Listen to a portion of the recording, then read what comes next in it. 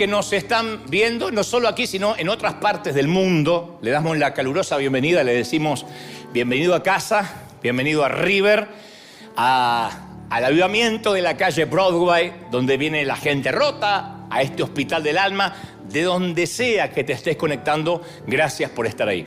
Y yo quiero que me prestes mucha atención hoy, porque hoy es un día para sincerarnos, es un día para ser brutalmente honestos, que no es lo mismo que ser honestamente brutos, ¿no? Brutalmente honestos, porque si no me dicen que nos dijo bruto, no, brutalmente honestos, descarnadamente sinceros. Y yo necesito hacer un trato hoy. Primero, contar con tu honestidad intelectual, tu honestidad anímica, espiritual, y que abras tu corazón. No te voy a pedir que me digas nada, pero que oigas este mensaje con el corazón abierto. Por eso hablo de honestidad intelectual, de abrir la mente para decir, sí, yo estoy dispuesto a que Dios me hable, sea lo que sea que me tenga que hablar. Y yo prometo por mi parte, esta es la otra parte del trato, porque un trato siempre es bilateral, prometo abrir mi corazón, contarte una de las tantas batallas que me ha tocado librar por muchas décadas, y creo que es la primera vez que lo voy a contar, pero lo cuento de modo que te aliente, que sientas que no estás solo aquí en el mundo donde estés mirándome, no estás solo en esto que estás viviendo. Dicho esto, paso a transmitirte lo que creo que Dios me dijo que te dijera. Voy a hacer el torpe intento de transmitirte tal cual, sin omitir ni agregar una palabra a lo que creo es la revelación de Dios para este día.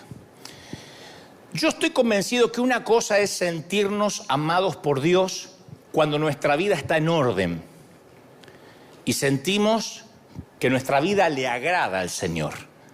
Entonces, la autoaceptación es relativamente fácil. Uno sabe que está intentando agradar al Señor, que tiene una vida medianamente en santidad. Digo medianamente porque hasta donde nos alcanza la mente no hemos metido la pata y ahí nos sentimos amados. Incluso hasta nos agradamos a nosotros mismos durante esas temporadas de la vida. Cuando uno está fuerte y está bien arriba y está viviendo una temporada linda con el Señor, de oración, de llenura, que está leyendo la Biblia más que nunca, uno es como que siente que está al control de todo, al timón de su propia vida, y se cristaliza una sensación de seguridad, de tranquilidad, de paz. Pero ¿qué sucede cuando la vida se torna difícil, como lo es? ¿Qué sucede cuando empezamos a tropezar? Cuando pecamos, cuando fracasamos, cuando nuestros sueños se rompen, cuando nuestra espiritualidad se desmorona por alguna razón y ya no estamos orando como antes, no estamos buscando a Dios como antes. ¿Qué ocurre cuando nos encontramos cara a cara con nuestra propia condición humana y no nos gusta lo que estamos viendo? No nos gusta esta temporada espiritual que estamos teniendo. Pregúntale a cualquier persona cristiana que acaba de pasar por una separación, por un despido, por un repentino accidente de auto, ¿qué siente? ¿Te divorciaste, por ejemplo? Mi pregunta siguiente es, ¿te sientes entero? Puedes que sientas alivio porque a lo mejor la pareja no funcionaba, por alguna razón indeclinable, el matrimonio estaba irremediablemente roto, pero eso no es lo importante hoy. La pregunta es, ¿cómo te sientes ahora ante Dios? ¿Tu sensación de seguridad quedó intacto o sientes como que hay cierta fragilidad? ¿Cómo queda tu sentido de autoestima después de un infortunio o después de algo que no estabas esperando? ¿Todavía te sientes como el hijo amado de Dios? ¿O sientes eso que yo he sentido por mucho tiempo, que uno es amado por Dios cuando tiene una vida más o menos perfecta y no es tan amado por Dios cuando uno tiene una vida más o menos rota? Hay temporadas que se nos olvida que nuestra caída, que nuestros errores no lo impiden a Dios que nos ame. Hagamos lo que hagamos, no hará que Dios nos ame menos. No es una apología esto de pecado. No estoy diciendo, haz lo que quieras, lo que se te dé la regalada gana y Dios no le importa. No, se entristece, pero no te deja de amar. Y ya sea que lo entendamos o no, Dios nos ama. Está presente en nuestra vida, habita en nosotros, nos ofrece una compasión que no se compara con nada que hayamos leído en un libro o escuchado en un sermón. No sabes cómo te ama el Señor. Es lo primero que quiero que sepas, que te grabes en tu corazón. Te ama el Señor. No, tienen que aplaudir más fuerte que eso, que se escuche en el mundo. Nos ama el Señor. ¿Lo crees? Ahora, hay una condición implícita. Una condición que no está dicha de manera verbal, pero que está implícita. Dios nos ama, pero también nos llama a dejar de escondernos y a venir ante Él sinceramente, cosa que cuesta horrores en el ámbito cristiano. La autenticidad, la falta de hipocresía. Dios sigue siendo el padre que corrió al encuentro de su hijo pródigo que llegó cojeando a casa, con olor a puerco. Sin embargo, apenas metemos la pata, buscamos escondernos. Es una tradición edénica. La traemos del huerto. Heredamos de Adán y Eva que de alguna u otra forma los usamos como modelos a seguir. Y cuando metemos la pata, tratamos de escondernos de Dios, de la iglesia. Todavía hay mucha gente que cuando peor se siente, el hilo más delgado es la iglesia. No voy más porque no me siento digno. ¿Cuándo fuiste digno? ¿Cuándo? Viniste a la iglesia porque tu santidad lo ameritaba. ¿Pero por qué nos escondemos? Porque no nos gusta lo que vemos en ciertas temporadas de nuestra vida. Entonces, ¿qué hacemos? Fabricamos un falso yo. Fabricamos un yo admirable, medianamente atractivo, espiritual, superficialmente feliz, porque la felicidad no es tal, es superficial, es playita. Escondemos lo que sabemos de nosotros mismos, o sea, todo lo que asumimos que es indignos, que nos hace indignos para ser amados por Dios. Y nos escondemos detrás de caras espirituales que nos ponemos para el consumo público, para que la gente nos vea de que todo está bien. Todos, de alguna forma u otra, fingimos. Si nos duele la panza, no se nos va a notar necesariamente, ¿no? Excepto el dolor de pies, que dice que se refleja siempre en la cara. Si los zapatos están apretados, los dicen tus ojos. No queda otro. Pero con el tiempo, esto es lo grave, con el tiempo olvidamos que estamos escondidos y eso todavía no es lo peor. Lo peor es que pensamos que esa cara espiritual que pusimos para simular, para el consumo público, es lo que realmente somos. Ese es el problema, porque Dios ama quien realmente somos, nos guste o no. Nos ama por encima del maquillaje. Y cuando Dios nos llama, como Adán, a salir de nuestro escondite, quiere que salgamos desnudos como estamos. No existe ninguna cantidad de maquillaje espiritual que pueda hacer que seamos más presentables ante Él. No hay forma de maquillarse ante Dios. Puedes engañarme, puedes timarme a mí, al resto de la gente, a tu cónyuge, a tus hijos. No puedes timar a Dios. Pero a veces estamos tan hartos de nuestra propia mediocridad. Esto es entendible, te entiendo porque yo he estado en esa estación de la vida muchas veces. Que estamos tan hartos de nuestra propia inconsistencia espiritual que pretendemos que ese fingimiento se mantenga aún delante de Dios. Y conozco a muchos cristianos que se encuentran derrotados por el arma psicológica más fuerte acaso que Satanás tiene. Ese arma tiene la eficacia de un misil nuclear, la baja autoestima. Hay de los ministros que tienen temor a predicar en contra de la baja autoestima porque dicen eso es nueva era, eso es empoderar a la gente, es humanismo. Pero yo creo que es un arma sigilosa del enemigo. La mayor arma psicológica de Satanás es una sensación visceral que viene de acá, de inferioridad, de insuficiencia, de no dar la talla, de baja estima.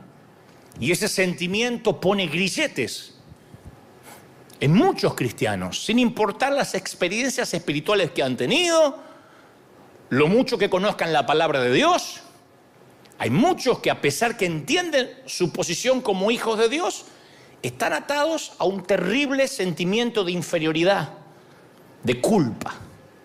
Satanás es el gran acusador y te acusa hasta por tu tentación. ¿Cómo podés tener esos pensamientos? Alguien dijo alguna vez que si los pensamientos sexuales que tienen la mayoría serían expuestos en una pantalla, el mundo sería un caos. ¿Cómo puedes tener esa fantasía? ¿Cómo puedes pensar eso de otra persona? Y esas cadenas es el malestar dominante que paraliza a los cristianos y asfixia el crecimiento. No maduramos, porque la culpa no nos deja madurar. Y algunas personas, cuando son criticadas o rechazadas, piensan, bueno, ahí está, lo dijo. Esto demuestra que soy un fraude. Esto que me dijo demuestra que realmente no sirvo. Y le damos mente a aquellas cosas que nos dicen, que tienen que ver a veces con una crítica despiadada, pero que la creemos. Y ahí empieza el autorrechazo, que es el mayor enemigo de la vida espiritual. Porque el autorrechazo contradice la voz sagrada, divina de Dios que nos llama amados. Por eso te empecé diciendo, te ama el Señor. Pero cuando uno está autorrechazado, no puede sentirse amado. Mira, cuando yo tenía 5 años, he contado muchas veces el episodio, el impostor o el falso yo que me armé nació como una defensa contra la tristeza y la soledad. A los 5 años uno no es tan maquiavélico como para decir voy a ser hipócrita, voy a simular en la iglesia. 5 añitos. Pero yo me inventé un falso yo para sobrevivir a la soledad, al no sentirme amado. El impostor dentro mío me susurró, Dante, nunca más seas tú mismo porque a nadie le gusta como eres. A nadie le gusta cómo hablas. A nadie le gusta ni tu físico, ni tu manera de ser, ni nadie está feliz porque naciste. Acuérdense que yo una vez le dije a mi mamá a los 4 años y medio, mami, ustedes me quisieron tener. No, querido, fuiste un susto, después te explico. Cuando te dicen que fuiste un susto, no es que te esperaban con el cuarto pintadito de celeste, no. Naciste por una noche de avivamiento descontrolada del viejo y ahí está. Después me enteraría los intentos de mi madre por abortarme para que el cáncer no terminara de matarla, etc. Entonces todo eso, de una forma u otra, marca tu vida de adulto. Entonces mi impostor, que vivía dentro mío, o que nació dentro mío, me dijo, invéntate un nuevo ser para que todo el mundo admire y nadie sabrá quién realmente eres. Así que me convertí en un buen chico, cortés, discreto, atento, muy respetuoso, un señorito, un caballerito, cuando era chiquito. Leí mucho, con voracidad, leí aleatoriamente todo lo que pude tener a mi alcance en la biblioteca que mi mamá me había heredado, dibujé mucho, todo tipo de caricaturas, dibujos humorísticos, pero me sentía acosado en cada momento por la sensación de abandono, de rechazo, que no había nadie allí para mí, que no me amaban. Y aprendí que dibujando, siempre que dibujaba, venía una tía, un pariente o en el colegio, dibujando, me daba cierto reconocimiento y la aprobación que yo siempre buscaba con desesperación. Entonces me daban un papel y yo empezaba a dibujar en cualquier reunión familiar, en noches de Navidad, de Nochebuena, Navidad, en el colegio. Yo dibujaba para ganarme la aprobación de los profesores y empecé a dibujar relativamente bien. Pero orbitaba en una zona sin ningún sentimiento profundo para mantener la vergüenza y el rechazo a una distancia segura. Y me construí un búnker de acero, un blindaje emocional. Un blindaje que cubrió mis emociones y también me negó el acceso a las emociones. Porque cuando uno se blinda, después de un desengaño amoroso, por ejemplo, después que te rompen el corazón, dice, nunca más confío en nadie. Bueno, te blindas para que no te vuelvan a dañar, pero tampoco puedes volver a amar, no puedes dar. Entonces, cuando me blindé, el impostor que presentaba yo de manera pública era seguro, yo parecía un niño que no necesitaba afecto, que no necesitaba cariño, y ese gran divorcio entre mi cabeza y mi corazón perduró a lo largo de mis primeros años de ministerio, cuando ya me hice un hombre adulto. Ese divorcio permaneció. Separé, hice una dicotomía de la cabeza y el corazón. Mi corazón necesitaba algo, pero mi cabeza se convenció de que no lo necesitaba, que no necesitaba yo el cariño. Sí, lo necesitaba desesperadamente. Y durante 20 años proclamé el amor incondicional de Dios en todos los continentes, porque fui un predicador precoz, joven, pero yo no lo sentía en mi corazón. Durante todos esos años de ministerio, 2 décadas, nunca me sentí amado por Dios. Y yo prediqué el amor de Dios. Le decía a la gente, ¿cómo te ama el Señor? Y veía que la gente se quebraba y yo por dentro decía, mirá si Dios me amara así también. Pero me convencía que si se lo decía a otros, por lo menos algo estaba haciendo. Me las arreglé para ocultar esa falencia, para ocultar esa necesidad. Pero la palabra dice que todo lo que los cristianos mantenemos oculto, seguimos viviendo en una mentira que nos termina dañando. El apóstol Pablo dijo en Efesios capítulo 5, versículo 12, las cosas que se hacen en secreto son aquellas que avergüenzan a las personas aún al mencionarlas. Pero cualquier cosa que es expuesta por la luz es iluminada, y lo que es iluminado se convierte en luz. Lo que mantenemos en la oscuridad, al iluminarlo, se convierte en luz. O sea que Dios no solo perdona nuestros hechos vergonzosos, sino que incluso nos promete que va a convertir lo que a nosotros nos parece oscuro, lo peor de nosotros, en luz. Pero en un vano intento, a veces por borrar nuestro pasado, privamos a los demás del don de sanidad que podemos impartir. Porque este es el tema. Si uno oculta las heridas, si uno se vuelve hipócrita, un cristiano hipócrita, como hay tantos, que ocultamos las heridas por miedo, por vergüenza, por esnobismo, porque se estila, por el status quo, nuestra oscuridad interior no puede ser ni iluminada por el Señor, ni nos convertimos en luz para los demás. No podemos ser de bendición para nadie. ¿Cómo vamos a ayudar a un divorciado si ocultamos el divorcio? ¿Cómo vamos a ayudar a una mamá que abortó si tenemos terror de contar que algún día abortamos? Al ocultar las heridas no podemos iluminar a nadie. Una vez yo te conté de una famosa obra teatral inglesa de un solo acto que se llama El ángel que agitaba las aguas, que está basada en Juan 5:1. Es una obra teatral magnífica que dramatiza el poder del estanque de Betesda para sanar cada vez que el ángel agitaba las aguas. Y en esta historia teatral, una versión libre, una licencia que se da el autor, aparece un médico que siempre se acerca al estanque con la esperanza de ser el primero en arrojarse cuando las aguas se muevan, porque él quiere ser sanado de su melancolía. Es un hombre melancólico, es un hombre abúlico, triste, tiene una tristeza que arrastra, y él dice, yo sé que si me meto en las aguas, esto en la obra teatral, ¿no?, en la versión libre del autor, si me meto en las aguas voy a sanar mi melancolía. Y el ángel en la historia finalmente aparece y detiene al médico justo cuando está listo para entrar, porque finalmente él va a ser el primero. Y el ángel dice, retrocede, doc, tú no. Y él dice, ¿por qué si me toca? Retrocede, doctor, tú no. Dialogan un poco y el ángel le termina diciendo, mira, sin tus heridas, doctor, ¿dónde estaría tu poder y tu autoridad para sanar a otros?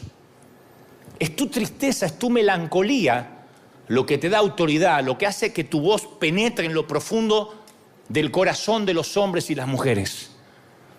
Pero si eres sano, eres perfecto, no vas a poder ayudar a nadie. Los mismos ángeles no pueden alegrar a los niños tristes de la tierra, como lo puede hacer un ser humano quebrado por los avatares de la vida como eres tú. Y ahí agrega una frase magnífica y le dice, en el servicio del amor solamente los soldados heridos pueden servir. En el servicio del amor solamente los soldados heridos pueden servir. Fíjate cómo cambiaría este mensaje si yo me pongo en la posición impoluta de que a mí no me pasa nada, como muchos otros predicadores. A ti que tienes problemas en la niñez, a ti que tienes un falso yo, a ti que tienes doble vida, yo no la tengo, pero tú la tienes. Automáticamente levantas una defensa y dices, no, este tipo me quiere enseñar a vivir. Pues yo te estoy diciendo que eso lo viví, que de ahí vengo, tiene un doble valor, el valor de la empatía. Yo te conté que Alcohólicos Anónimos es la asociación que más funciona, que se niegan a institucionalizarse. Es una institución que funciona dentro de las aulas, dentro de los templos, de las iglesias, pero nunca vas a ver un edificio como tal, porque ellos creen que solo un herido puede sanar a otro herido. No serviría que tengan un pastor a cargo, un obispo. Tiene que ser un ex alcohólico ayudando a otro ex alcohólico o a otro alcohólico a ser sobrio. Ese ex alcohólico que ayuda sabe que no puede bajar la guardia porque puede ser alcohólico en cualquier momento otra vez. No hay un momento que dice yo ya nunca más voy a caer en el alcohol y por eso ayudo a otros. Es un herido sanando a otro herido. El que estuvo en el alcohol y tiene un problema con esa adicción, tuvo su vida al descubierto, de modo que llevó su vida al borde de la destrucción por el alcoholismo. Y cuando estas personas resurgen, que van contando los días que no toman, llevo 30 días limpios, llevo 1 año y medio limpio, sin consumir. Cuando esta gente resurge del infierno, de la adicción, tiene una comprensión, una sensibilidad, una empatía para ayudar a otros compañeros alcohólicos, ¿no? Porque ellos mismos tienen que estar luchando. Eso es lo que percibe la gente cuando un predicador te dice, yo también vivo lo mismo que vos. Yo no llegué a un nivel que no necesito orar, que no tengo tentaciones, y ustedes, humildes mortales, escuchen ovejerío de Dios. Yo siempre digo, y algunos colegas me dicen, no te muestres vulnerable, eso no le hace bien a la gente. Le digo, no, al contrario. Los que salieron del alcohol, o están saliendo, están peleando al lado de las drogas, no se permiten olvidar su vulnerabilidad. El que está firme, mire que no caiga. Entonces uno no se puede olvidar que estamos rotos. Las heridas son reconocidas, aceptadas, mantenidas a la vista. Y esas heridas son utilizadas para iluminar sus propias vidas mientras traen sanidad a los otros. Tus heridas traen sanidad a los otros. Cuando sales de algo donde literalmente sentías que tu vida se iba a pique, puedes decirle a otro que cree que su vida se está yendo a pique, no bajes los brazos, no te entregues. Yo pasé lo mismo y salí. ¿Cómo saliste? Te voy a contar. ¿Y ya saliste para siempre? No, pero todos los días la estoy peleando. Entonces es un cordón de 3 dobleces, 2 personas que están peleando por lo mismo. Este es un eco del clamor de Pablo en 2 de Corintios 12:9, que dice, por lo tanto, gustosamente haré más bien alarde de mis debilidades, para que permanezca sobre mí el poder de Cristo. ¿Cuánto hace que no escuchas a alguien hacer alarde de las debilidades? Pablo dice, yo hago alarde de mis debilidades. ¿Quién hace alarde de las debilidades? ¿Cómo te va, hermano? Bien, bien, mujeriego como siempre, pero acá ando. ¿Cómo te va, hermana? Y acá, lengua de víbora, chusmeando, viendo a quién puedo sacarle el cuero. ¡Ah! Nadie. Nos ponemos una máscara. Pero si uno oculta sus cicatrices y vive tras el impostor, no puede ayudar a nadie. Ojalá los predicadores, yo no me voy a poner en predicador de predicadores, porque soy simplemente un torpe mensajero, pero ojalá entendamos esto, la mayoría de los que transmitimos el mensaje, que lo que más bendice es alguien que se muestra vulnerable y te dice, mira, yo también lucho con lo mismo, te voy a contar cómo lucho, no cómo luché cuando era inmaduro como tú, no, cómo sigo luchando. Esa es la gran contradicción de la iglesia, de Cristo, que apenas nos entregamos al Señor, lo primero que aprendemos es a fingir.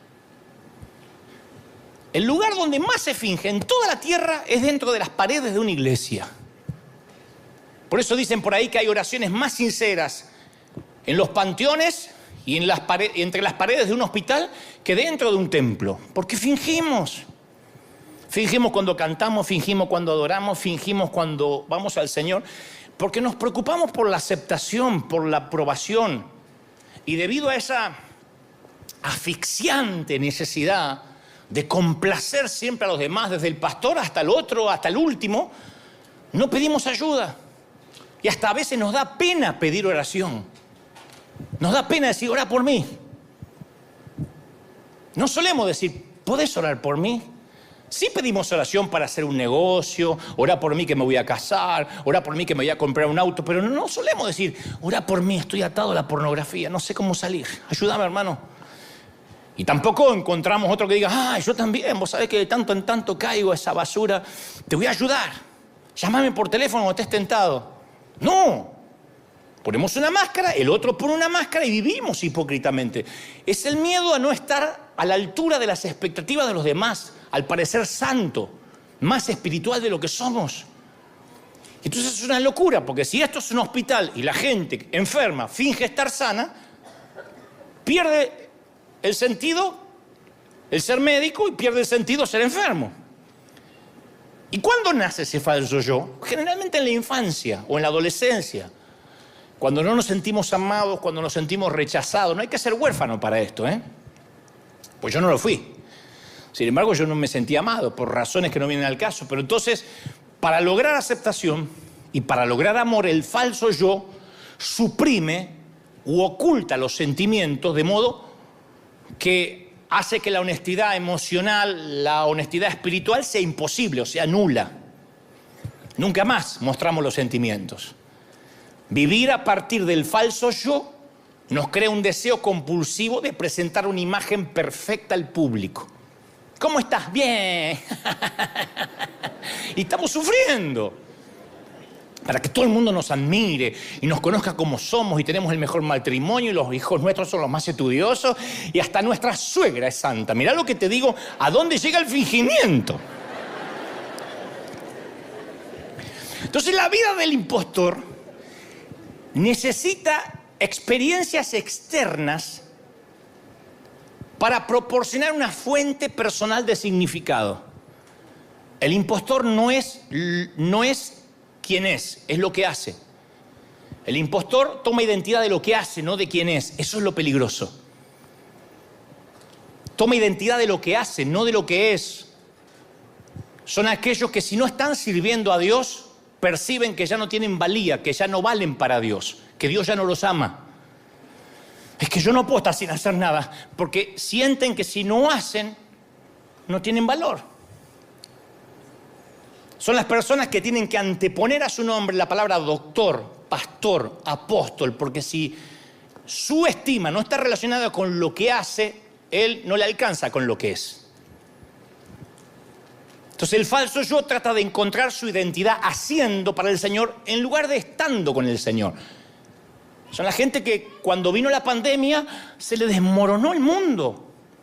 Les agarró un terremoto emocional. Es que yo iba a la iglesia todos los días y servía en la célula y era ujier y ahora tenés que orar en tu casa. No puedo. Se sintieron que Dios los dejó de amar porque su identidad estaba asignada por lo que hacía. Y la mayoría nos dejamos engañar por esa mentira. Que Dios se complace con nosotros cuando hacemos algo por Él, cuando diezmamos, cuando nos congregamos, cuando oramos, cuando cantamos. Por muchos años yo escondí mi verdadero yo, el verdadero Dante, detrás del desempeño de mi ministerio. Imagínate, yo empecé a los 19 años, un pibito, un chamaquito, todavía soy chamaquito, pero ahí era más. Y se te vuelan los pájaros. Porque yo construí una identidad a través de la tele, a través de libros, una agenda repleta de invitaciones. Tenía 23 años y tenía viajes por todo el mundo. Me pagaban para ir a todo el mundo a predicar. Mirá este muchachito que Dios usa. Y yo llegué a la conclusión que si el mundo cristiano pensaba bien de mí, entonces no había nada malo en mí. Como que de alguna forma le cerraba la jeta a mis viejos, diciendo, mirá el hijo que tuvieron, no me valoraron, no me amaron, y mirá cómo ahora el mundo me está invitando. Mirá cómo gente me escucha hablar. Tengo 23 años y estoy predicando en un estadio. Entonces, cuanto más invertía mi tanque emocional en mi éxito ministerial, más real se volvía el impostor. Y eso nos impulsa a darle importancia a cosas que no tienen importancia y nos va apartando de lo que es real. Entonces empezaba el año y yo tenía enero, febrero, marzo y abril ya llenos de invitaciones, sentía que Dios me amaba y estaba todo bien. Si las invitaciones se detenían por alguna cosa, decía, Dios quitó su favor. Yo tomaba identidad de lo que hacía. Me están mirando diciendo, a mí me parece lo mismo. Sí, es así. Uno toma identidad de lo que hace. Porque el falso yo nos hace vivir en un mundo de engaño. No está mal servir a Dios, está mal asignarse identidad con eso. Porque cuando uno se asigna identidad de lo que hace, no pasa a nivel ministerial, pasa a nivel familia. Hay mamás que en lugar de disfrutar ser mamá, toman identidad de los hijos. Su vida es, yo nací para tener hijos, para criarlos, para estar pendiente. Eso es lo único. Después me quiero morir. Cuando críe el último me quiero morir. No, ¿por qué te quieres morir? Pero hay gente, hay damas que toman identidad de ser mamá. Y cuando el último hijo emigra y vuela su propio vuelo, son esas abuelas insoportables que te mandan 72 mensajitos al día. Acuérdense de mamá, acuérdense, estoy sola, me estoy muriendo, papá no me habla. Porque tomaron identidad de los hijos. Que acá no pasa, pero yo sé que en otras partes del mundo sí. O tomar identidad de tu cónyuge. Es espantoso. Porque ya tu cónyuge parte, o el matrimonio se disuelve, y tomabas identidad prestada, eras una luna, brillabas con una luz que no era tuya. Entonces no podemos reconocer, cuando uno vive de una luz prestada, no podemos reconocer el vacío que hay en nosotros. Por el contrario, como servimos a Dios y estamos metidos en un montón de cosas, ignoramos ese vacío, barnizamos la verdad y distorsionamos la realidad. Y esto me trae a la mente las palabras del apóstol Juan, que dijo, si afirmamos que no tenemos pecado, en 1 de Juan 1:8, si afirmamos, no, yo no tengo pecado, nos engañamos a nosotros mismos y no tenemos la verdad. ¿Y qué es lo que te va a hacer libre? La verdad. Pero si uno dice, no, yo no soy así. Si uno afirma que no tiene pecado, seguimos en oscuridad. Entonces yo me acuerdo que mi deseo, mi anhelo de aprobación, ese que no tuve en la infancia, luego de adulto, me hacía tambalear por un deseo a que me acepten, a que me amen. Yo quería que otros pastores me amaran. Hoy me río de eso, hoy no me quiere casi ninguno. En ese entonces yo deseaba que me aceptaran. Yo conté que yo he estado en congreso con un mensaje listo para miles de jóvenes, en una plaza de toros, en un lugar repleto, y se sentaba allí 2 o 3 pastores y yo cambiaba el mensaje por uno más sofisticado, uno más bíblico, para ganarme la aprobación de esos 3, olvidándome de todos. Pedí perdón ya, por eso creo que el Señor me perdonó. Hoy en día no me importa. Me interesa cumplir lo que Dios me manda a decir. Pero este es el tema más importante aquí. Dios no puede amar al falso yo. No podemos armarnos, sí podemos, pero, a ver, no vamos a lograr que Dios nos ame, porque Dios no puede amar a un hipócrita. Dios no reconoce a ese que inventamos para el consumo público. Dios no puede amarlo. Es como una dama que se faja toda y se mete un montón de corsetas y anda así por la vida. Señor, bendíceme, Dios dice, no te reconozco, mija. Sácate todo eso, pues no sé quién es. Empecé a sacar. Ahora sí.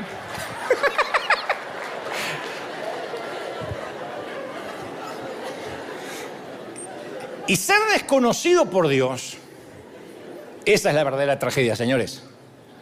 Ser desconocido por Dios es la verdadera tragedia.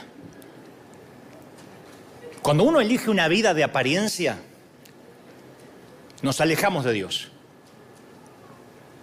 Cuando uno quiere aparentar, vas a ganarte el beneplácito de muchos, pero el rechazo de Dios. Porque solo puede haber 2 amores básicos. El amor de Dios hasta olvidarse de uno mismo, o el amor de mí mismo hasta olvidarme de Dios. Si me empiezo a amar a mí y a cuidarme a mí, me voy a olvidar de Dios. Y si amo a Dios, me voy a olvidar de mí. Y la triste ironía es que el impostor no puede experimentar intimidad en ninguna relación. No hay peor cosa que estar casado o casada con un impostor, con una persona falsa, que nunca lo terminas de conocer. Ahora, si eso es trágico para una pareja, imagínate lo que es para Dios.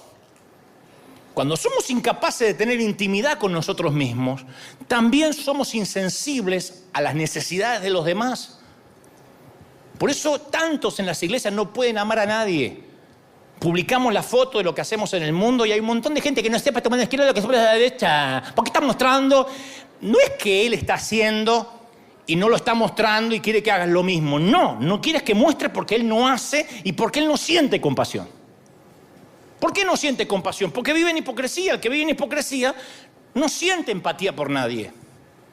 Ahora, ¿por qué nos conformamos a veces con vivir una vida tan limitada? Bueno, en primer lugar, yo tengo mi teoría.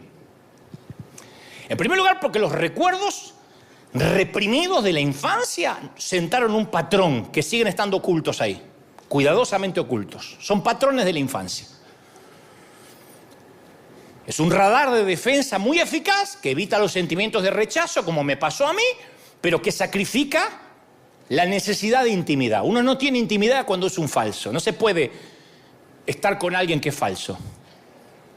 Yo tengo amigos así, no voy a decir quién, porque estamos saliendo al mundo, por ahí en otro momento lo contaría, pero tengo amigos así que fueron actores o cantantes y que se comieron al personaje.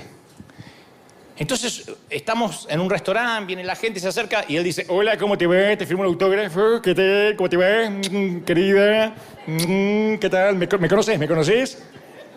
Pero qué raro, ¿de qué generación sos? No, yo tengo 23, qué raro, tu mamá me debe conocer, ¿eh? Tu mamá me debe conocer, mis éxitos, ¿no conoces mis éxitos? Te firmo. La chica no quiere que le firme nada.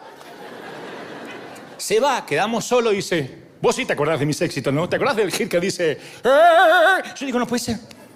Está enfermo. Se cree un famoso. Yo digo que hasta Messi en su momento tiene que dejar de ser Messi. Cuando está con su mujer, cuando está con los hijos. No, hay gente que vive en un personaje, vive en una cápsula de hipocresía. Esto con los cristianos evangélicos es un modus operandi. ¿Qué tal? Dios te bendiga, la paz del Cordero Inmaculado, lo redima de la concupiscencia de la carne. Ahí conmigo me estoy empoderando en el nombre del Señor. ¿De verdad? Van así en la carnicería, carnicero, en el nombre del Señor, denme un poco de nalga. ¿Es así? No. Entonces, ese sistema de fingimiento, de apariencia, se construye desde los primeros años de vida. ¿Cuándo? Cuando detectamos que no somos amados. Y en segundo lugar, vivimos limitados. ¿Saben por qué? ¿Por qué vivimos así? Por cobardes. Porque una vida dedicada al qué dirán es una vida de pecado. Estás en pecado. Si estás viviendo por el qué dirán, y te lo digo porque he estado en pecado mucho tiempo, estás en pecado. Aunque algunos lo disfrazan de no, estoy cuidando el testimonio. El testimonio se cuida solo.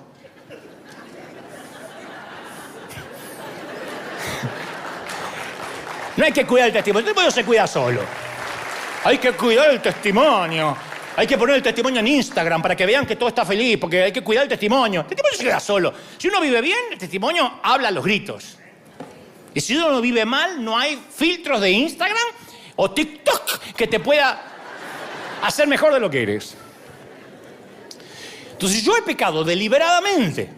¿Cómo? Al negarme a pensar, sentir, actuar, responder y vivir de acuerdo a mi yo auténtico. Por mucho tiempo. Y nos negamos a ser nosotros mismos con Dios y luego nos preguntamos, ¿por qué no tengo intimidad con Dios? Siempre que oramos, siempre que vamos a orar, ¿saben lo que debería ser la oración? Una necesidad de satisfacer nuestro corazón, de estar con Él. No es meramente ir a pedir cosas. No es ni Santa Claus, ni es el genio de Aladdin.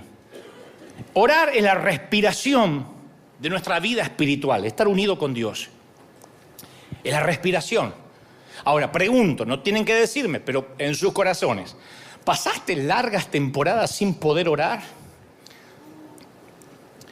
¿Tuviste temor a veces de estar a solas con Dios? ¿Te está costando, te costó horrores hacer un devocional? ¿Te es más fácil irte a dormir con una maratón de Netflix antes que arrodillarte a los pies de la cama y que tus últimas palabras sean dirigidas a Él? Porque cuando uno lo calma más, el juego del calamar,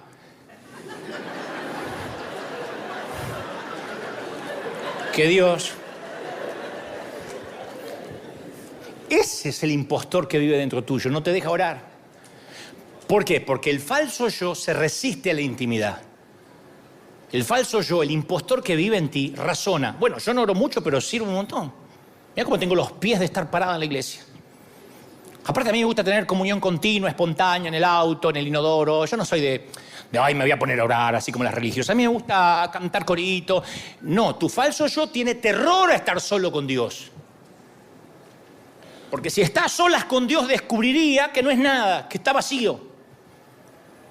Entonces ese falso, ese hipócrita que vive en nosotros se siente frustrado porque a la vez nunca oye la voz de Dios. Pero no puede oírla porque Dios no lo reconoce. Dios tiene adversión hacia el hipócrita.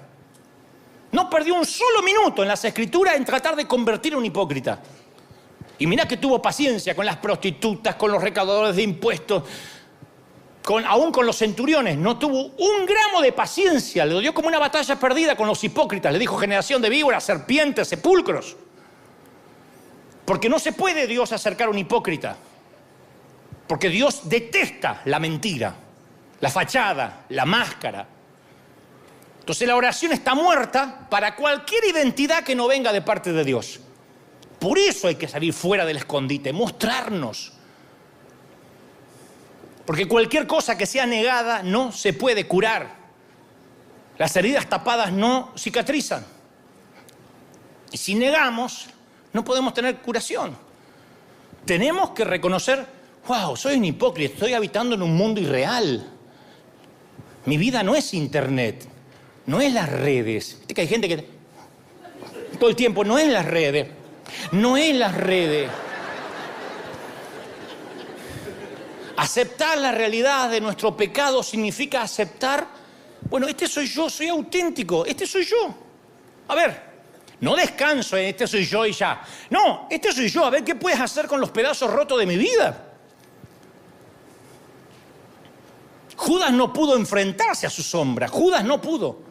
Pedro sí. A mi humilde entender, fue menor lo que hizo Judas que Pedro. Judas lo entregó, Pedro lo insultó 3 veces. Lo negó y lo insultó, maldijo. Pedro se hizo amigo del impostor, dije, este soy yo. Judas se enfureció contra él, le costó la vida. Porque acuérdense que el suicidio no ocurre de un impulso repentino, sino es un acto que ha sido ensayado durante años bajo patrones de rechazo. Son años y años de mentiras del enemigo y un día la cabeza explota y se quita la vida. ¿Ustedes recuerdan a Don Quijote, la obra de Cervantes? Cuando el caballero de los espejos le miente y le dice al Quijote, vea usted mismo cómo es en realidad. Descubra que usted no es un noble caballero, sino un idiota espantapájaros de hombre. Y el encantador le miente cuando dice, tú no eres ningún caballero, sino un tonto simulador. Mira las cosas como realmente son. ¿Qué ves, Quijote? ¿Sabes lo que eres? Un tonto que está envejeciendo. Y el padre de la mentira hace lo mismo, tuerce la realidad, nos distorsiona la realidad, nos distorsiona el espejo y te dice, tú no vales nada a menos que finjas. Eres un espantapájaros. No vales nada. Tienes que fingir, porque si no en la iglesia no te van a aceptar. Sí, pero mi matrimonio anda mal. No, tienes que decir que anda bien. Pero mi hijo está en rebeldía, no lo cuentes, porque lo van a sacar de servir al Señor. Pero conozco a alguien que tiene problemas con su orientación sexual, que se calle la boca, se meta dentro del closet lo más que pueda. ¿Por qué? Porque lo van a echar de la iglesia, lo van a discriminar. Y entonces tapamos y tapamos. ¿Y quiénes son los principales tapadores? Nosotros, los pastores. Los más timadores, los más hipócritas. Los que nos paramos acá como diciendo, yo vengo de estar toda la noche orando. Y traigo una revelación fresca. Me está bajando ahora el mail. Nosotros sugerimos eso y la gente lo alimenta. Mira, yo me acuerdo cómo Dios me sanó del síndrome del impostor. Bueno, estoy en recuperación, ¿no? Pero cómo fue la primera sanidad. Fue durante el año 2008, en unas largas caminatas por la noche, cuando vivíamos en Florida. Yo me sentía que no tenía valor. Había salido de la Argentina, que era donde me conocían mucho, y ahora era una nota más en un gran pentagrama musical viviendo entre los gringos y los venezolanos en Weston, Florida, Miami.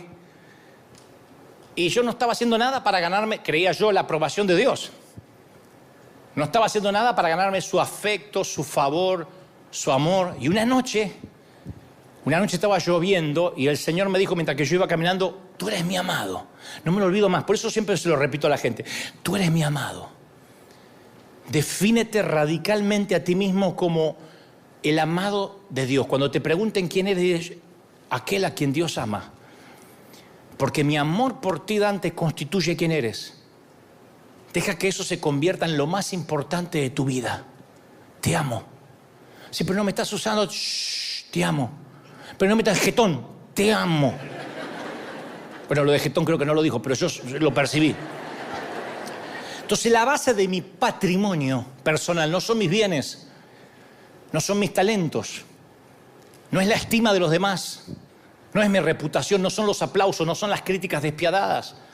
Yo me quedé anclado en Dios, en cuya presencia cada vez que voy estoy desnudo, que me vuelve a decir, ¿cómo te amo? Tú eres mi hijo amado, Dante, te amo. Te voy a dar el amor que no te dieron tus padres, que no te dio la iglesia. ¿Lo crees? ¿Cuántos quieren ese Dios? Díganme amén. Yo pensé que Dios había perdido su interés en mí. Un año en que y eso que salía a predicar. Pero yo me sentía que durante la semana no hacía nada. Y Él me habló a través de Isaías 49:15. Me dijo, ¿puede una madre olvidar a su niño de pecho y dejar de amar al hijo que dio a luz? Aunque ella se olvidara, yo nunca te voy a olvidar, jamás. Yo te di a luz, yo te parí. ¿Tú lo crees? Y ahí yo sentí que el impostor se desvaneció y yo entré en contacto con mi verdadero yo, con mi verdadero ser, con mi Dante auténtico. No me gustó lo que vi, pero mi anhelo de reconocimiento desapareció. O empezó a desaparecer, no digo fue así, pero empezó a desaparecer. Porque solía suceder que nunca me sentía seguro conmigo mismo, a menos que estuviera desempeñándome a la perfección. Si yo predicaba bien, por ejemplo, en un congreso, y me iba detrás y decía, tremendo como Dios te usó. ¿En serio?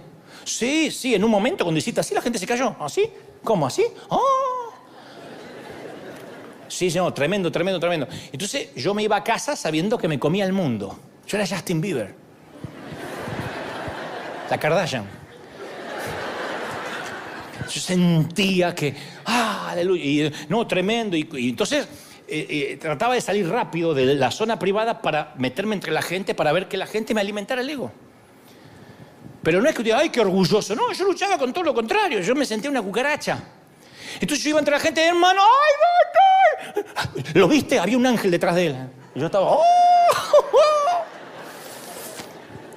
Y me acariciaba el ego. Y me quedaba un rato en el estacionamiento a ver si me quedó alguien por decir algo que me quería decir. Pero así todo, cuando uno vive de los aplausos, llega una crítica y te liquida. Venía alguien y decía, la verdad es que te veo poco espiritual, ¿eh? Esta prédica la estás repitiendo mucho, ¿no tenés otra? ¿Eh? Y esa palabra me liquidaba. Vamos a comer, Dante. No, me voy al hotel, estoy cansado, me voy al hotel. Me quería tirar en el hotel, taparme con la manta, me sentí una porquería. Yo dependía de un ganso que por ahí ni escuchó, como los que opinan en las redes. Sos un falso profeta. Y se va a mirar porno. Entonces, uno le cree. Mi deseo de ser perfecto había trascendido mi deseo por Dios. Entonces, traumatizado, tiranizado por esa mentalidad, interpreté la debilidad como mediocridad y falta de espiritualidad. Me sentía seguro con Dios solo cuando yo me veía noble, usado, sin cicatrices, sin miedo, ganador. Encima el ámbito evangélico no ayuda porque uno va a canales de televisión cristianos, a radio cristiana y todos se mueven así, todos están con sus trajes de diseño y todos huelen rico, aleluya, y llegan todos con sus guardaespaldas. Entonces uno dice, wow, todavía tengo que llegar a eso, todavía me falta, todavía no tengo guardaespaldas. No sé quién me va a querer matar, pero tengo que tener uno. No sé para qué sirve, pero se usa. Entonces, y Jesús me quitó el velo del desempeño perfeccionista, y cuando fui perdonado y libre fue como que si me extirparan un tumor. Aprendí a vivir el hoy, el momento presente. Dejé de proyectarme hacia el futuro. Uy, si me invitan acá, por ahí me ve aquel y me lleva allá. Dejé de importarme, me dejó de importar el deslumbrar a otros. Perdí el miedo al que dirán. Vos no sabés la libertad que es vestirte sin que te importe el que dirán. Porque hay gente que va caminando así. Ah, es que la moda duele. ¿Y por qué te duele? Está bien, no va a venir en chanclas, pero... pucha. Aprendí una nueva forma de ser conmigo. Me empecé a llevar bien conmigo. Dije, qué buen tipo soy. No era tan malo. Me sentí amado, valorado. Y el quitarme la máscara me liberó del temor a los hombres. Me liberó del temor a lo que van a pensar de mí, del miedo a abrirme, a ser vulnerable. El miedo a que me conozcan tal cual soy. No sabés lo que era. En esos años yo predicaba y después estaba perseguido un mes por lo que había predicado. Ay, no tenía que haber contado eso. Ay, qué estúpido. Ay, quedé como un bobo cuando dije ese chiste. Ay, no. Y ni te digo si alguien decía, en un momento se te salió el pañuelito un poco más. Ay, ¿por qué no me avisaron? Ay, qué estúpido, tenía el pañuelito salido. ¡Un inseguro! Hace muchos años ya. No importa, trae cuerno ahora. Pero mi lema comenzó a ser, nada que proteger, nada que perder. No tengo que proteger ninguna reputación. Yo soy el amado del Señor. Y si soy el amado del Señor, me vuelvo seguro, inmune a las críticas, a los aplausos. Además, escucha, cuando conozcas a tu ser auténtico, ese es el ser más extraordinario, el auténtico, el que más subyuga. Ese es el que enamora, el que subyuga, el que atrae, el auténtico.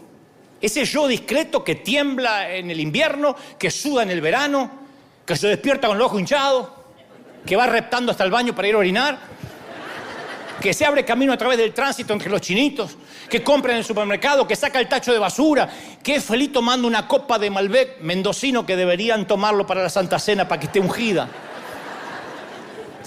Mientras que el impostor asigna su identidad en la adulación o la crítica, el verdadero yo afirma su identidad al saberse amado. Y el auténtico encuentra a Dios en las cosas cotidianas de la vida, no en la búsqueda de experiencias místicas. ¿Viste que hay gente que si no se cae, si no le agarra la tembladera, Dios no lo tocó? Hace poco alguien se fue de esta iglesia y dijo, me voy, acá no hay mucha chiripiorca. Bueno, vete todos los capítulos del Chavo y que te agarre la chiripiorca. Cuando te canses, volvé. Gente que le gusta la espuma. Porque siente que esa es su identidad. Ay, me agarró la tembladera. Ay, me agarró y ahí siente que Dios lo tocó. Yo todo lo que quiero decirte es, tú eres el amado. Vos sos el amado. Mi único deseo es que se grabe en tu rincón, en el rincón de tu ser. Eres el amado. Diga conmigo, soy el amado. Fuerte, soy el amado. Y anclado en esa realidad, uno no necesita que lo vean, que lo reconozcan, que lo honren. Le damos la gloria a Dios siendo nosotros mismos. Vivimos con la conciencia de que somos amados y ese es el eje en torno al cual gira nuestra vida cristiana. Es el núcleo de nuestra existencia. No te sientes amado por Dios, está fregado. Y no es porque Él te ame o no te ame, es porque uno no se siente, es la percepción. Ese es el nombre por el cual Dios nos conoce. Apocalipsis 2:17 dice, al que salga vencedor, le daré el maná escondido y le daré también una piedrecita blanca donde hay un nombre escrito, un nombre nuevo que solo conoce el que lo recibe. Entonces, si tengo que buscar una identidad fuera de mí mismo, me va a seducir la necesidad que me honren.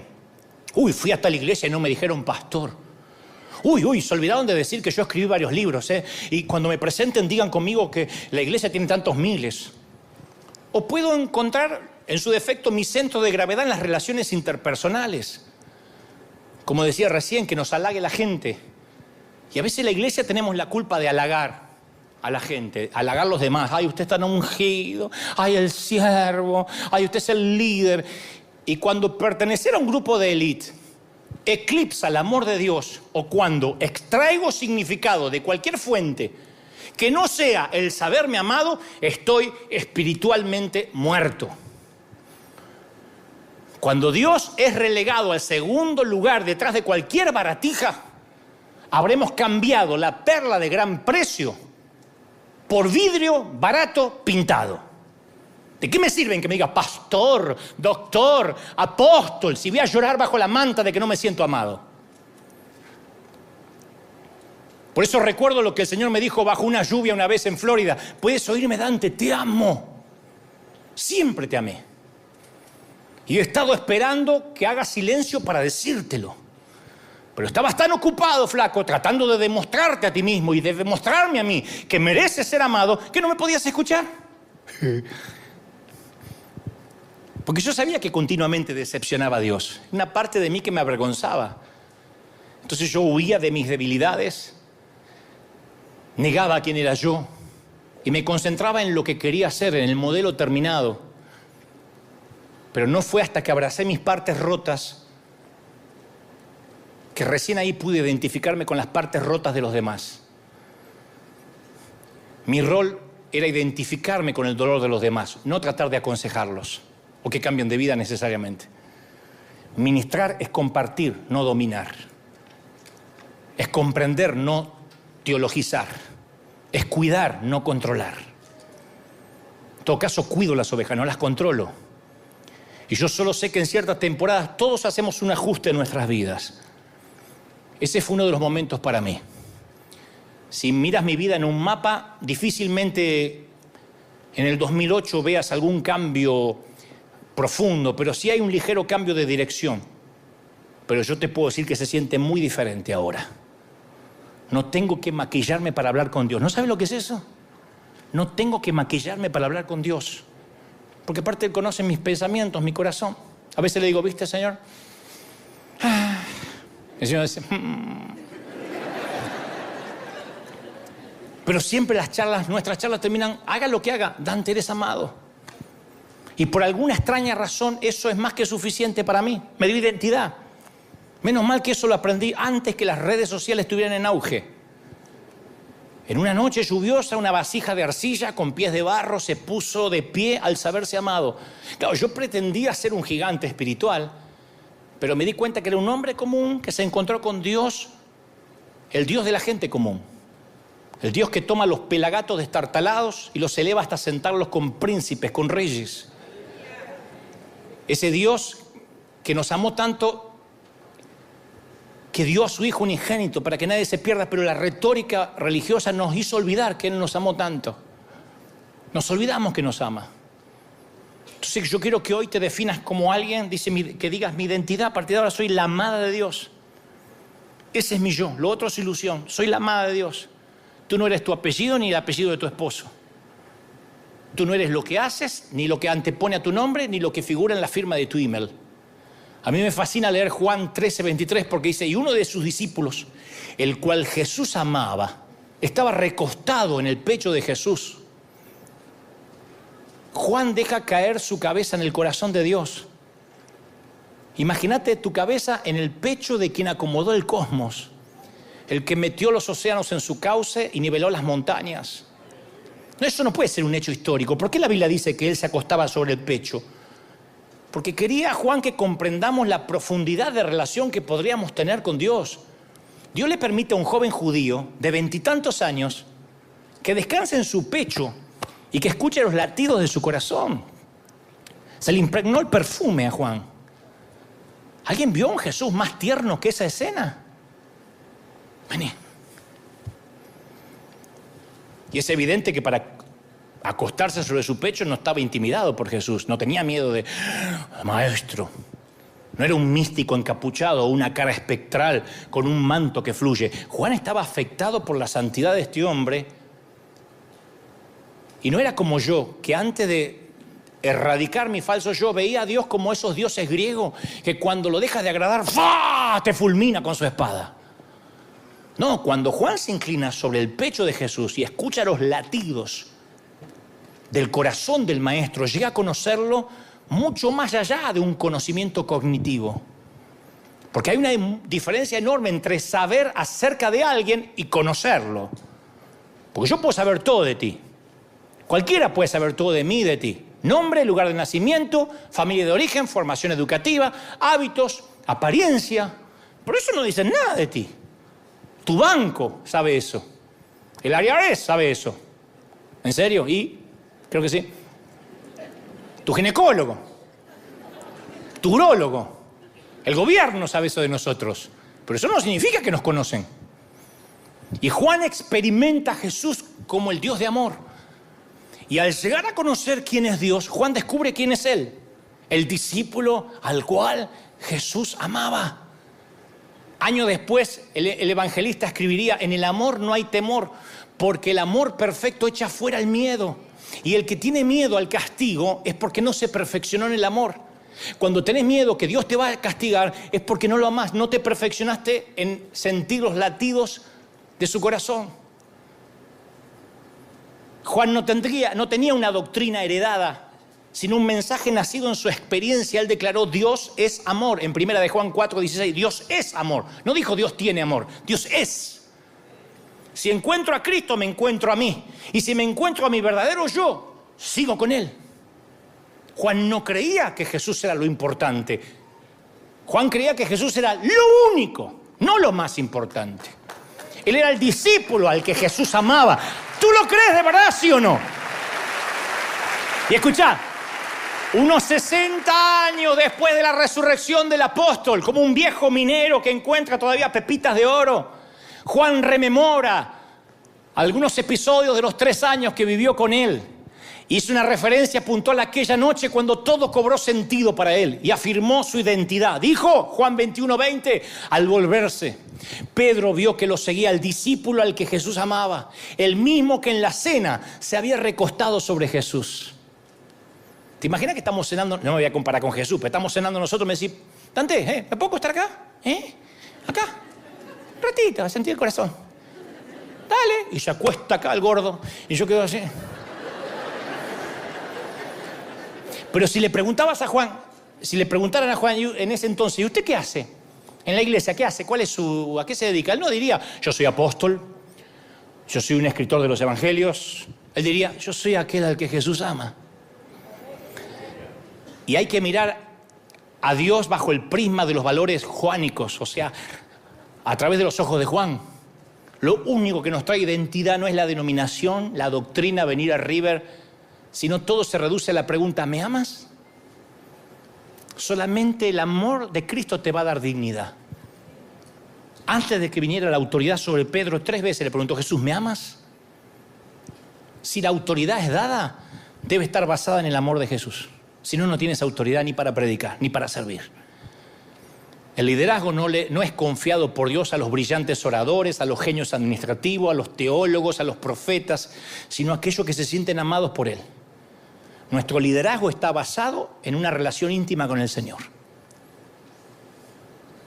Pero a veces vemos que si Dios nos bendice es porque yo hago las cosas bien. Si me deja de bendecir, porque hago las cosas mal. Es una noción que tiene que salirse de nuestra cabeza. El Dios de Noé, que ve las personas en pecado y manda un diluvio.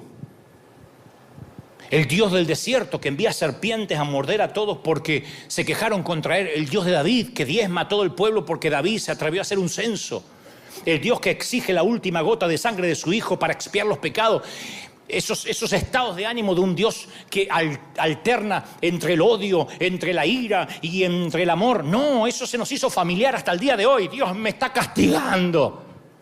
No es ese el Dios que vino a traer Jesús. Por eso si hay una palabra que ejemplifica a Jesús es reconciliación. 2 de Corintios dice: en Cristo nos reconciliamos. Reconcilió Dios al mundo consigo mismo, no tomándole en cuenta sus pecados. ¿Lo crees de verdad, sí o no? Dios reconcilió, Colosenses 1:20, todas las cosas en el cielo, en la tierra, haciendo la paz por medio de su muerte en la cruz. ¿Cuántos quieren reconciliarse con el Señor? Nada te puede separar del amor de Cristo. Dile: nada, nada. Di fuerte: nada.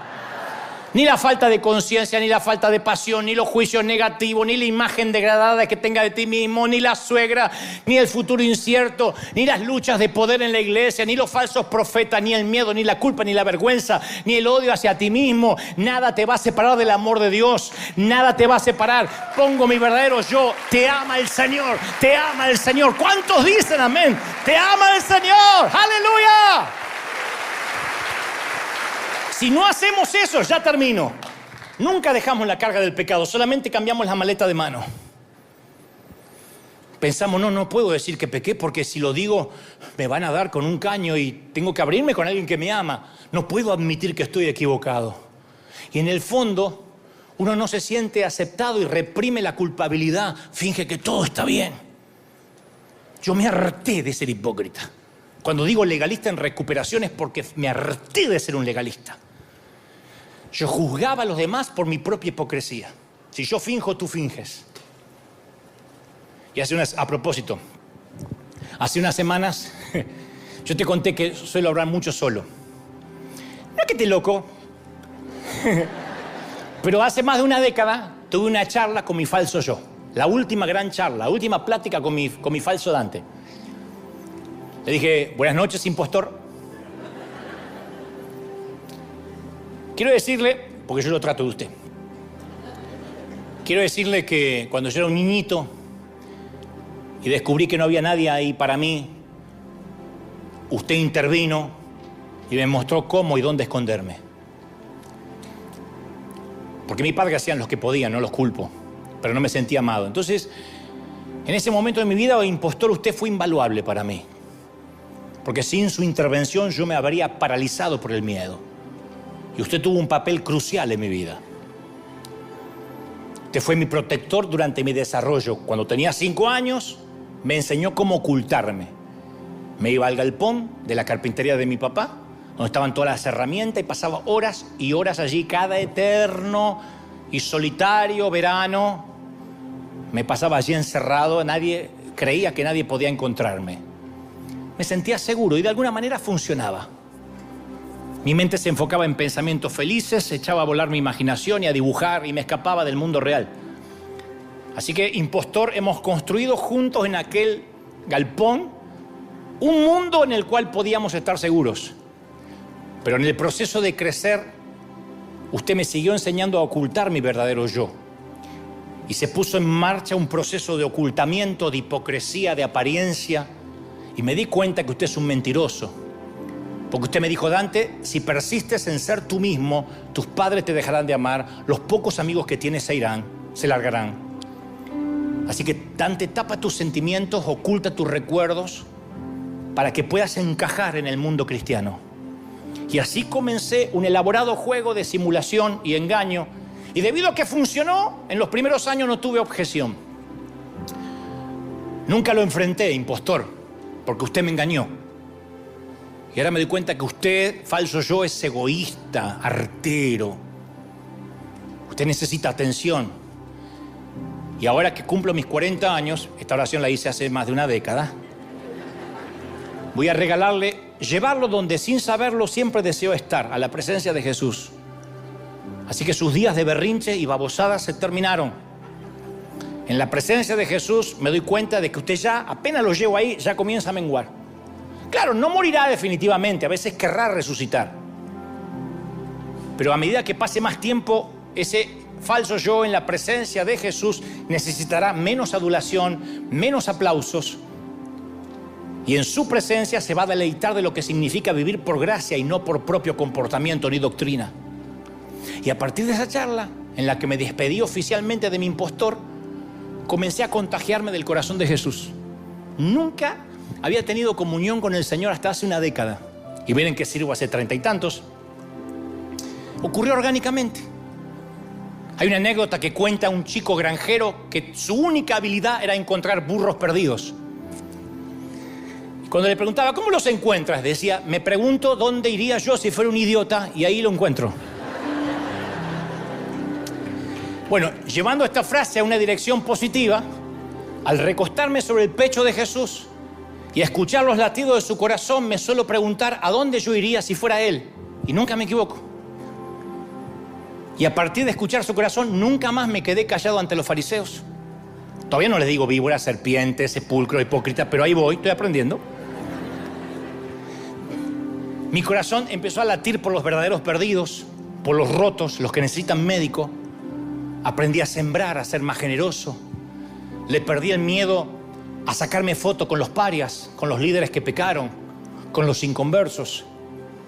Aprendí que el corazón del Señor late por los metodistas, por los bautistas, los luteranos, reformados, anglicanos, adventistas, pentecostales, testigos de Jehová, católicos, musulmanes, hinduistas, budistas, agnósticos, ateos. Y al igual que él, prefiero una iglesia llena de gente enferma que en lugar de museo de santos. Aprendí que no necesito que me digan pastor. No lo necesito. No necesito que me digan pastor, aunque lo sea. Te avergonzás. No, no lo necesito. El médico no es que no te puede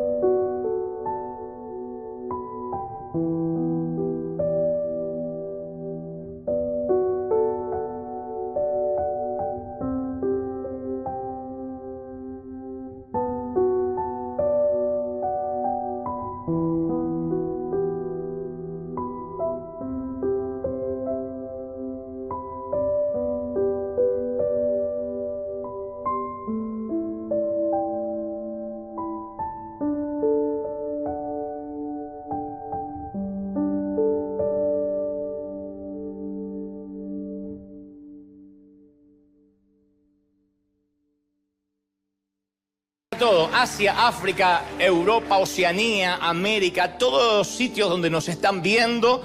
100 transmisiones desde que comenzó la pandemia, 100. Desde que tuvimos que cerrar aquella vez el edificio, marzo de 2020, y decíamos, ¿y cómo vamos a hacer? ¿Será que seguirán todos conectados? Yo temía si ustedes iban a estar conectados, pero Dios siempre nos supera. Por eso dice por ahí, si quieres hacer reír a Dios, cuéntales tus planes. Porque yo le decía, Señor, ¿será que la iglesia seguirá conectada si no nos vemos? No solo la iglesia se conectó, sino que se conectó gente de todo el mundo. Dios hizo una promoción, el Espíritu Santo promocionó a River de una manera que nosotros no hubiésemos podido hacer nunca, y se conectaban de a miles, se siguen conectando de a miles.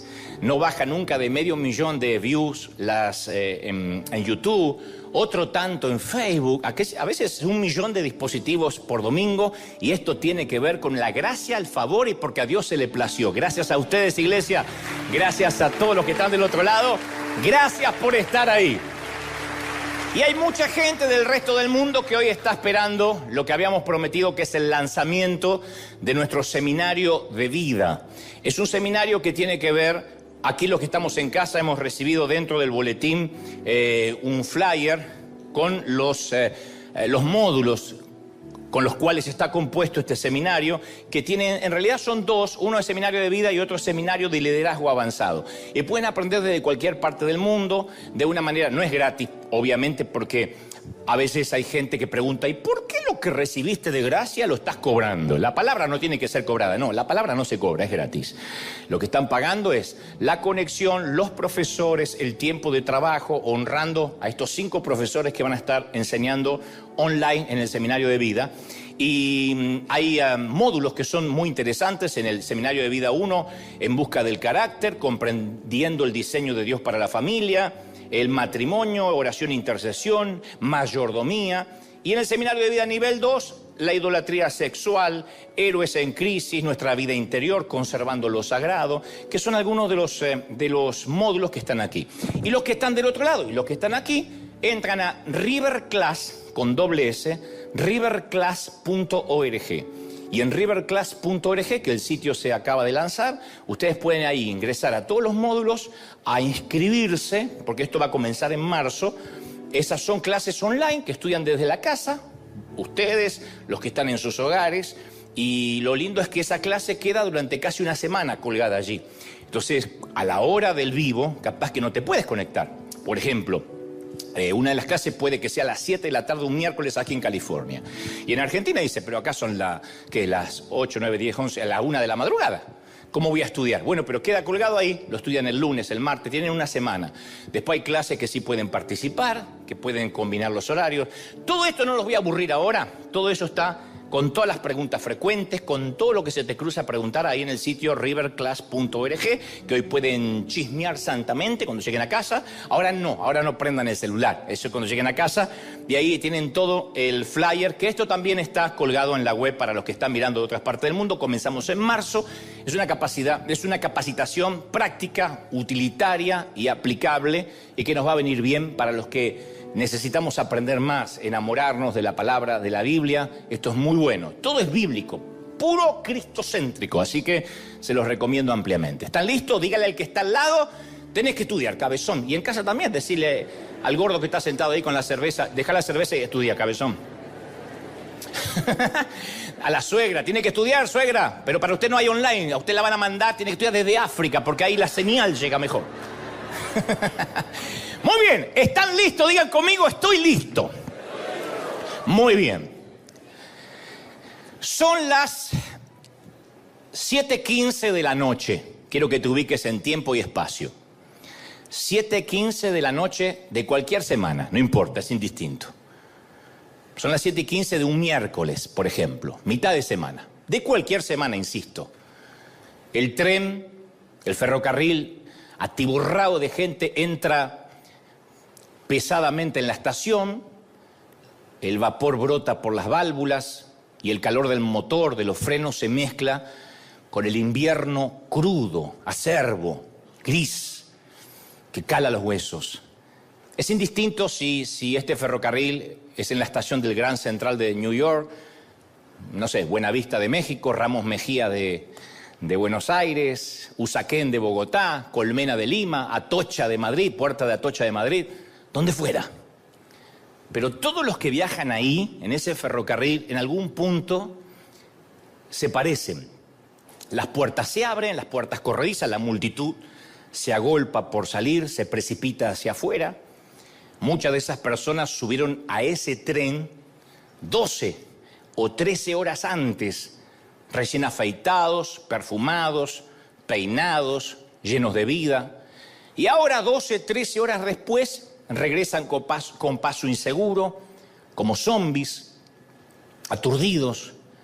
Y también es indistinto si viajan en tren, en un ferrocarril, en un bus, en un metro o en el auto propio, parado en la autopista, atascado en el tránsito a la hora pico. Eso también es indistinto. Pero aún así se siguen pareciendo. Y yo puedo imaginarme el final de ese día. Recién son 7:15 de la tarde, el frío es espantoso, es gris, oscureció desde las 5 de la tarde, pero esa gente, todos, apenas entran a la casa, se quitan el abrigo, se desploman en el sofá, se quitan el calzado, o se sientan en la silla junto a la cocina y buscan el control remoto y no quieren hablar. Si es cristiano, tal vez diga algo como: Señor, estoy harto de tener días como estos. Estoy harto de que estos días se repiten como un bucle interminable. Hay una película que se llama El Día de la Marmota, donde el mismo día se repite una y otra vez. En este caso, creo que las marmotas somos nosotros cuando el día se nos repite una y otra vez como un bucle. Y conozco a muchos así, que se sienten maltratados por la vida. No pueden decir que necesariamente están luchando con una metástasis, con un cáncer, con un desalojo, con una quiebra financiera, pero de igual modo tienen malos días una y otra vez, por ejemplo, atrapados en un trabajo que detestan, pero es lo único que les hace pagar las cuentas, así que no pueden darse el lujo de ver e incursionar en otra carrera, y menos a esta altura de la vida. Otros prisioneros de su carácter, de sus malos hábitos, de un vicio que no pueden dejar. Y es así, en algún momento todos nos sentimos impotentes, independientemente si tenemos al Señor o no lo tenemos, nos sentimos frustrados. De cuando en cuando, capaz que a principio de año, generalmente suele ocurrir en las primeras semanas de enero, nos proponemos cambiar. Decimos: yo no quiero vivir más así. Cambió el año, cambió el calendario, voy a intentar mutar en otra persona. Leemos un poco sobre cómo perder peso, nos entusiasmamos, generalmente siempre a principio de año, soñamos que la incipiente panza por lo menos no nos tape la punta de los pies, que podamos ver la punta de los pies.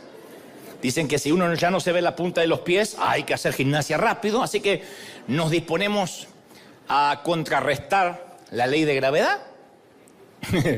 Así que vamos, nos compramos primeros días de enero una ropa para hacer ejercicio, porque eso nos va a motivar, pensamos, y hacemos el juramento sagrado que por el resto de nuestras vidas vamos a ingerir legumbres, espárragos, endivias, apio, puerro, alcachofas, brócoli y todos esos géneros demoníacos. Que solo vamos a comer alimentos orgánicos, ¿o no?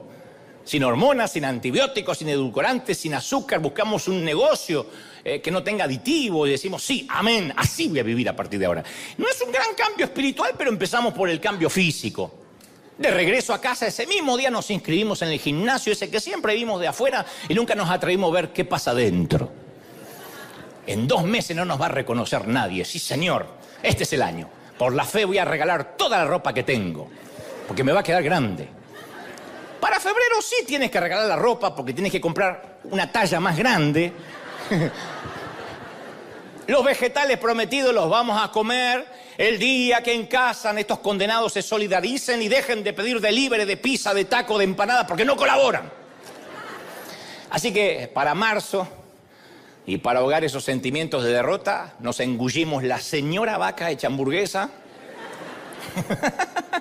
en un combo extra grande por 20 centavos más y sentimos que fracasamos otra vez. Es un detalle, es trivial, es nimio, pero fracasamos. O capaz que un domingo decidimos que vamos a empezar a controlar nuestro carácter. Nos toca el mensaje. Y decidimos que esa persona malhumorada que nuestros hijos han tenido que soportar por décadas va a dejar de serlo para siempre. Vamos a cambiar. Y durante 3 días lo logramos maravillosamente. Cambiamos el carácter, nos mordemos la lengua, no decimos nada.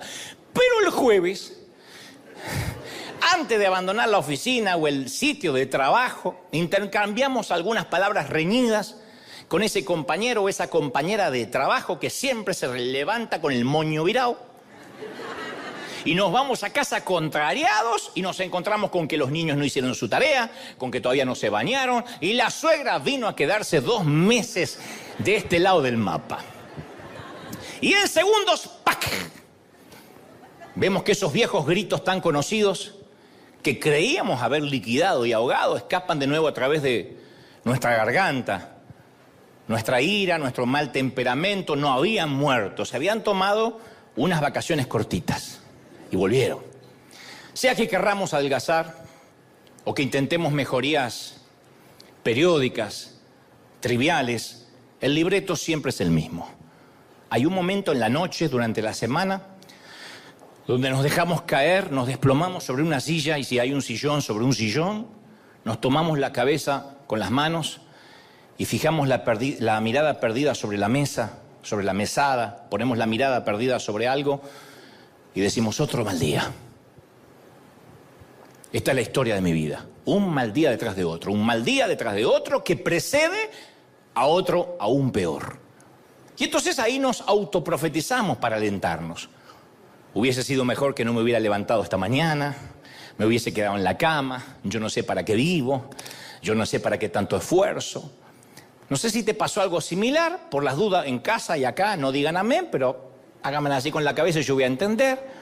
Si la respuesta es sí y es positiva, yo necesito que me prestes tu atención, porque no soy de hablar de la patología sin darte la terapia, porque si no te vas más deprimido de lo que llegaste.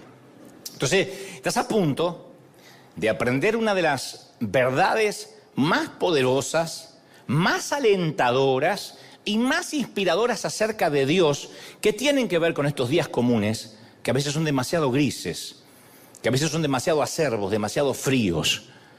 Es una de las verdades más inspiradoras. Una vez le preguntaron al filósofo y al orador y pastor presbiteriano Robert Sproul, un hombre de Dios que actualmente está en la presencia de Dios, pero que era un genio, era magnífico en su retórica, escribiendo libros. Se le preguntó, ¿cuál es, en su opinión, la necesidad más importante de un cristiano? La necesidad más importante en la vida de un cristiano. ¿Qué necesita saber un cristiano? Independientemente, claro, de aceptar a Cristo en su corazón, de entender que fue perdonado de sus pecados. Además de eso, que es lo fundamental. ¿qué es lo que un cristiano debería saber? Y Sproul respondió muy atinadamente, la necesidad más grande del cristiano es descubrir la verdadera identidad de Dios, que a veces le puede llevar toda una vida. Descubrir quién es el Dios al que adora y sirve.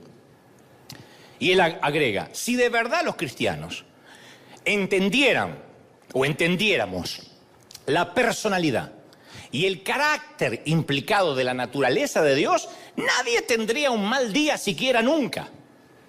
De allí es que se me disparó este mensaje, por el dicho de este caballero. Dijo, si alguien entendiera, si lográramos entender la naturaleza de Dios, la relación que Él tiene con nosotros, ni siquiera tendríamos un mal día. No dijo, ni siquiera nos enfermaríamos, no tendríamos quiebras financieras, ni problemas matrimoniales, ni problemas con los hijos. Dijo, ni siquiera tendríamos un mal día. O por lo menos una cafetera que no funciona no te arruinaría el día. Y este es el punto principal. Que los cristianos creemos, y aquí le pongo comillas, o suponemos que conocemos a Dios. Porque venimos a la iglesia, porque lo adoramos, porque nos hablan de Él, porque el predicador nos habla una y otra vez de los mismos versículos. Pero yo sigo insistiendo esto de que necesitamos ver a Jesús con ojos nuevos. ¿Cuántos quieren esto? ¿Cuántos lo desean de corazón? ¿Qué significa con ojos nuevos? Con ojos frescos. Para ver a Jesús con ojos frescos uno tiene que desaprender mucho. El Señor continuamente decía, oíste que fue dicho por Moisés o por los escribas, mas yo os digo. Eso fue lo que alteraba a los públicos religiosos, que había que desaprender para poder aprender de vuelta. Aprender desde cero aprendemos todos. Desaprender es difícil. Por eso nos cuesta tanto los idiomas a los que tenemos cierta edad, porque ya aprendimos a hablar de determinada manera. Y nos quieren enseñar mandarín o inglés de la noche a la mañana y somos duros para hablar. No es que tenemos acento, arruinamos el idioma inglés, lo arruinamos. ¿Por qué? Porque nos cuesta desaprender la lengua materna. Nos cuesta desaprender lo que ya creemos que sabemos es nuestro medio de comunicación. En las Escrituras pasa igual. Cuando uno cree saber algo, entonces tiene un mito o se arma una manera de pensar estructurada que después cuesta que Dios nos dé un vino nuevo. Te voy a dar un ejemplo, solo un ejemplo y ya continúo. La mayoría creemos o creímos que Jesús hablaba y sigue hablando como si fuera un nativo de Galicia o de Cataluña. Creemos que si Jesús hablara hoy diría, pues vosotros sois la sal. Os lo digo para que os regocijéis y os alegréis. De cierto me habéis oído, tíos. Vas a flipar con esta bienaventuranza que está de la hostia. Entonces, nosotros decimos, ¿pero por qué pensamos que Jesús hablaba así? Bueno, porque así lo vimos en las películas. Porque así está escrito acá. De cierto os digo, que si no entraréis, y pensamos que Jesús habla así.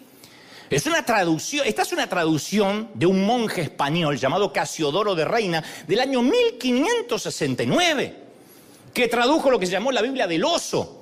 Y en 1602 vino otro, iba a decir gallego, pero español, llamado Cipriano de Valera, que le hace la primera revisión. Entonces, a mí me hace mucha gracia cuando alguien dice, a mí no me gusta leer las versiones populares, porque no es la verdadera palabra de Dios. Yo conozco a alguien que dice, a mí me gusta leer la Reina Valera, la más antigua, porque esa es la verdadera. No, son dos españoles hablando.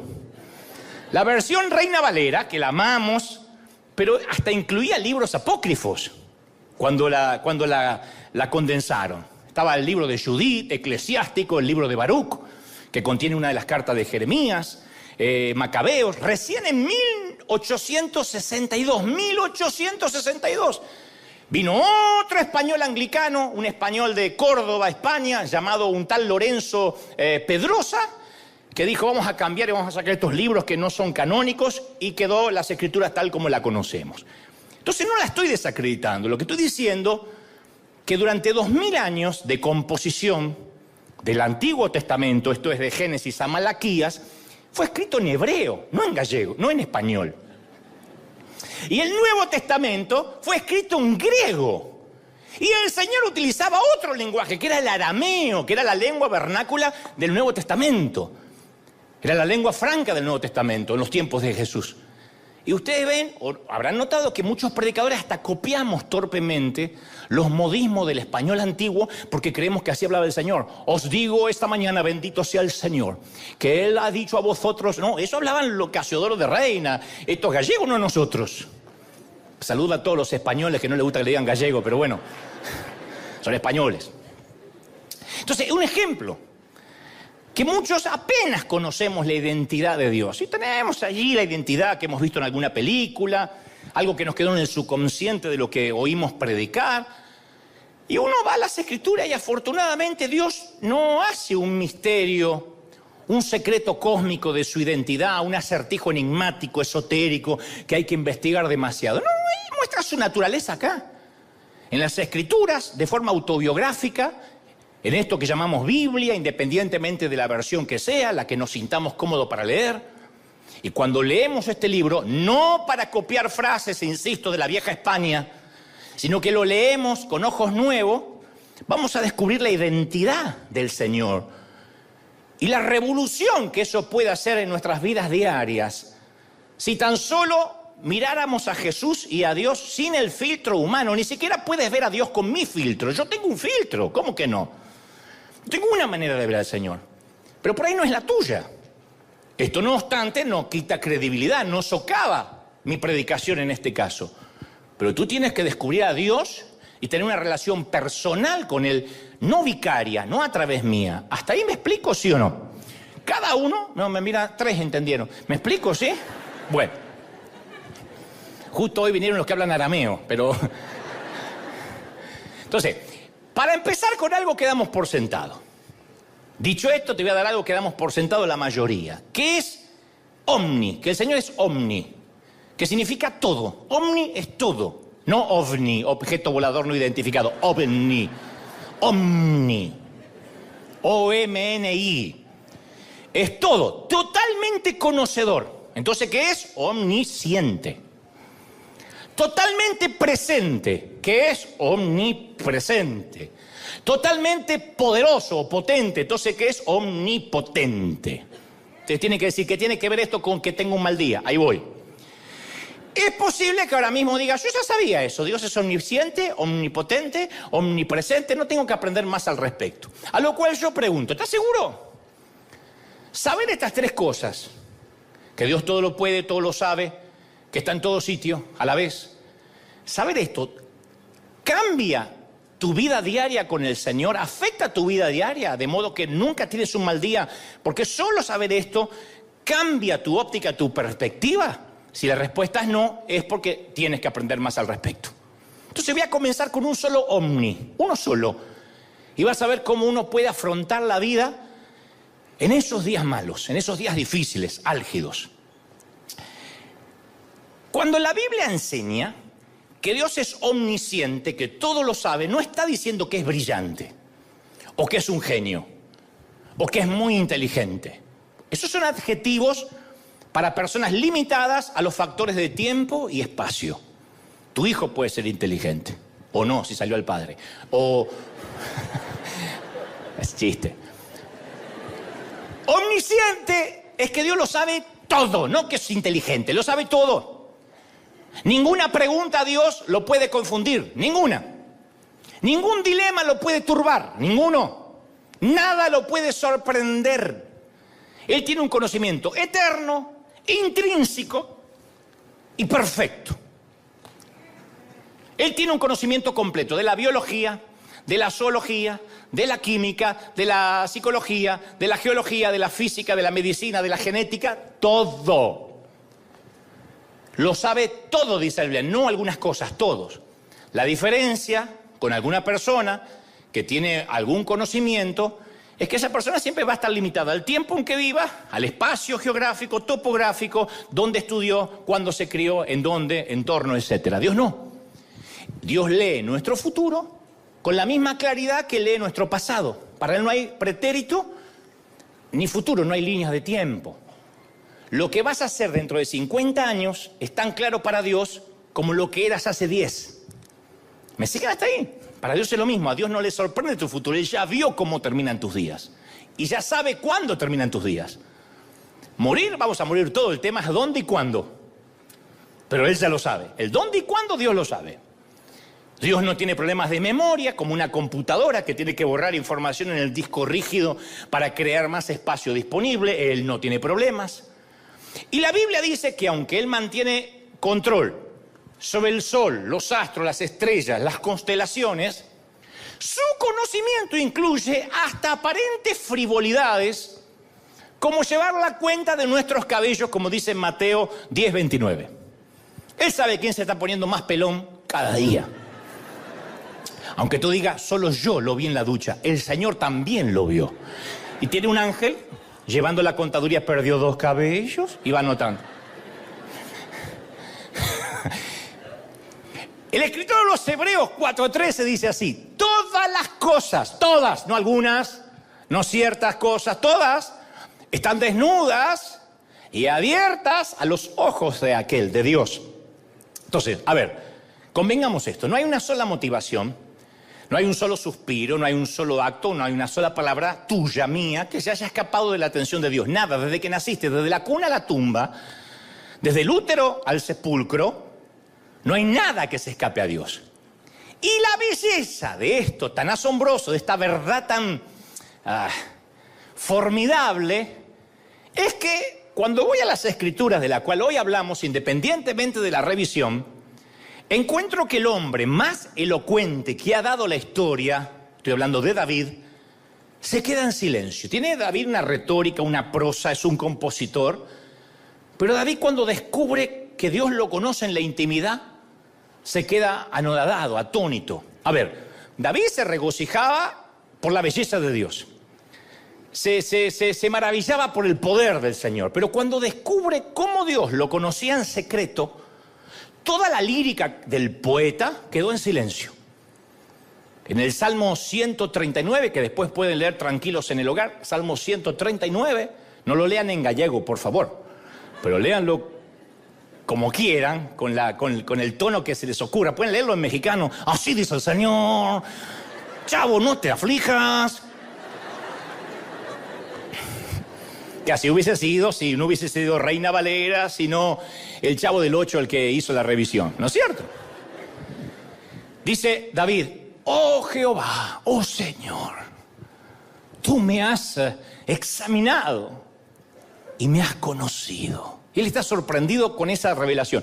Me examinaste y me conociste. No hay lenguaje florido en David, no hay metáforas elaboradas, no. Es una descripción lineal, porque no hay una analogía con la cual compararla. Solo dice: me has examinado y me conociste.